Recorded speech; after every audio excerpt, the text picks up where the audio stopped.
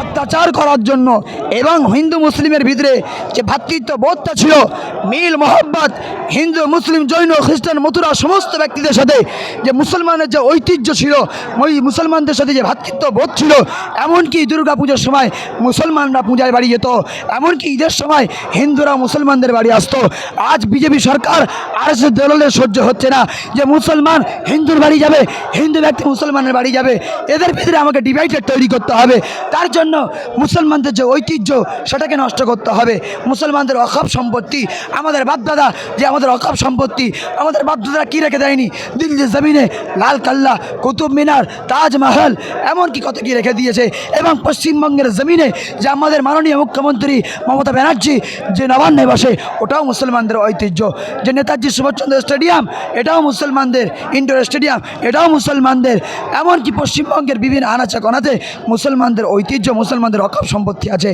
আজ আরএসএস দালাল বিজেপি সরকার সেটাকে চোরের মতন, আমি যে চোরের মতন বলাটা ভুল হবে, চোর সরকার রাতের গভীরে কাউকে না জানতে দেওয়ার কারণে রাতের গভীরে মুসলমানদের উপরে বোঝা চাপানো হলো, ওয়াকফ বিল পাস করা হলো।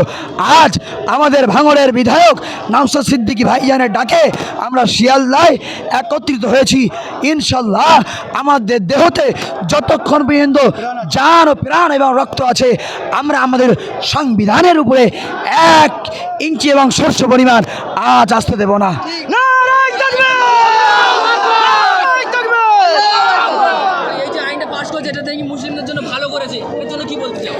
ভালো একজন আল্লাহ রাসূল সাল্লাল্লাহু আলাইহি ওয়াসাল্লাম বলেছেন, গায়ের কম কখনো মুমিনওয়ালার সঙ্গের সাথী হতে পারে না।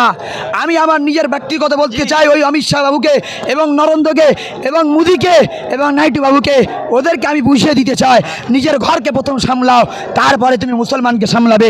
নিজের বিবেক, নিজের ব্যবহারকে প্রথম সামলাও। প্রত্যেকটা দিন এমনকি অসহায় গরিবদের হাতের উপরে হাত রেখে তুমি তাদের কাছে ঘুষ নিচ্ছ, টাকা নিচ্ছ, বন্দুক পিস্তল তলোয়ার দেখিয়ে তুমি তাদেরকে মারধর করছো। ইউপির বুকেতে যোগী আদিত্যনাথ মুসলমানদের উপরে অত্যাচার, জুলুম, রিস্টিমলাত চালানো হচ্ছে, তার ভিতরে তোমাদের কোনো কিছু প্রতিবাদ হলো না।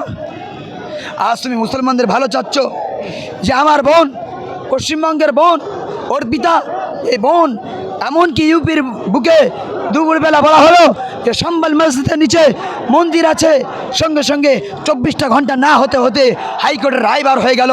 আর এমনকি আমার বোনের জন্য 6 মাস ধরে মিছিল করা হলো, তার কি বিচার হলো না? আর যারা পশ্চিমবঙ্গের একচকি নিঃসহায়, আমার বোন মুসলমান নয়, সে হলেও রক্ত সম্পর্কে হলেও আমার মা, আমার বোন, সেই বোন নিজের ইজ্জতকে বাঁচাতে পারলো না, নিজের বোন নিজের ওই ইজ্জতকে বাঁচাতে পারলো না।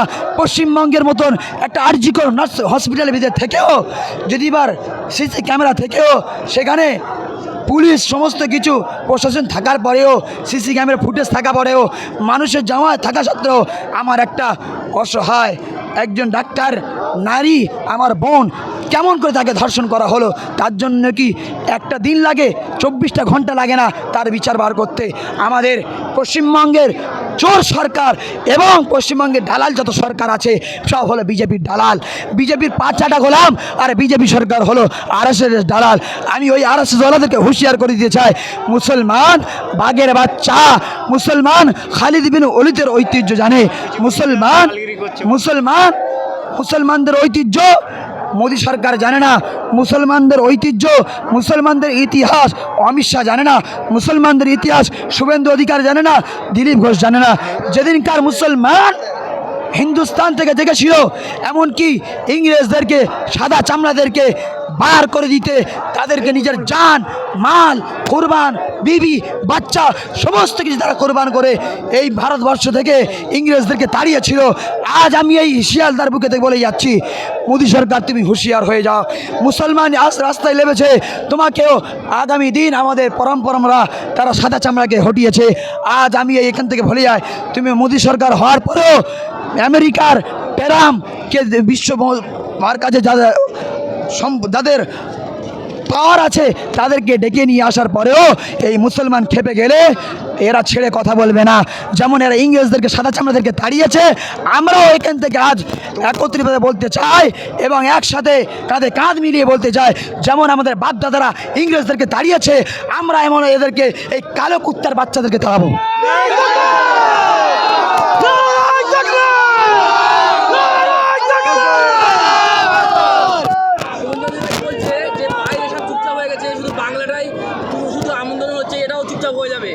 আমি তো মনে করি শুভেন্দু অধিকারীর চোখ নেই, ওর হচ্ছে চোখটা হলে মডবেল। ও তো নিজের মেরুদণ্ড, ও তো মির্জাফর। ও যার খায় তার পেটে ছুরি মারে, ও যার খায় তার পেটে ছুরি মারে। পূর্ব মেদিনীপুরে যখন ও টিএমসির ছিল, ও টিএমসির দালাল যখন ছিল, তখন আমার নানার বাড়ি হলো মেদিনীপুর হলদিয়ায়। ওই হলদিয়ায় এক্সাইড কারখানায় শত শত 300 ছেলে ঢুকিয়েছে। কারুর কাছে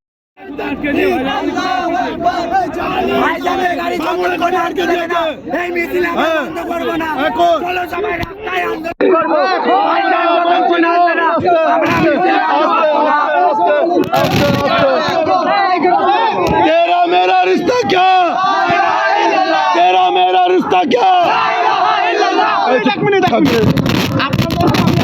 জিজ্ঞেস করছি, আপনারা কোন মিছিল এসছেন? এখানে দুটো মিছিল হচ্ছে, বলুন।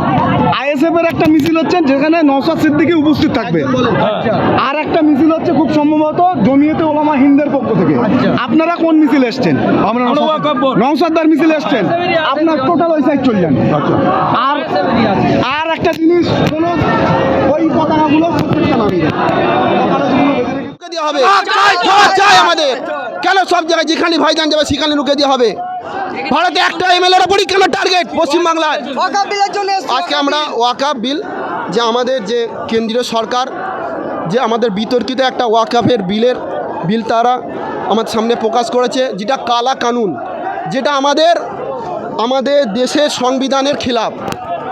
যার কারণ অনেক আছে, তার মধ্যে একটা কারণ হলো যে এই আমাদের ওয়াকাফ সম্পত্তির মধ্যে অন্যান্য মসজিদ তো আছে, কিন্তু আমাদের এই মসজিদ, মাদ্রাসা, মক্তব, কবরস্থান, ঈদগাহ আর অন্যান্য মানুষের গরিব এতিম দুঃখী মানুষদের যাতে সুবিধার্থ হয়, মানুষ যাতে এ থেকে উপকৃত লাভ করে, সেই জন্য আমাদের পূর্বপুরুষরা শত শত বছর পূর্বে এই ওয়াকাফ সম্পত্তি দান করে গেছেন। এখনও বর্তমানে মানুষ দান করছেন কিসের জন্য? মানুষ যাতে এতে উপকৃত হয়। এই ওয়াকাফ আমাদের মুসলমানদের ওয়াকাফ সম্পত্তিতে অমুসলিমদের ঢুকাতে চাইছে আজ নরেন্দ্র মোদী, আজ অমিত শাহ অমুসলিমদের ঢুকাতে চাইছে। কেন জানে না? তারা জানে না যে এইটা সংবিধানের খিলাফ, এইটা ধর্মীয় মানুষদের খিলাফ। মানুষদের একটা সৃষ্টিকর্তা যে ধর্মীয় মানুষ,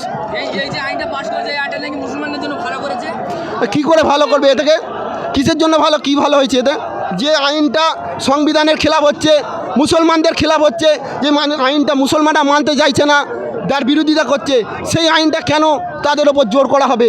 তাদের যদি একান্ত আমাদের ভালো করতে চায়, নরেন্দ্র মোদীকে বলতে চাই, অমিত শাহকে বলতে চাই, আপনারা যদি আমাদের ভালো করতে চান তো এই ওয়াকাফ বিলটা আপনারা বাতিল করে দেন। এই ওয়াকাফ বিলটা আপনারা নিজেরা রিজেক্ট করে দেন। এইটা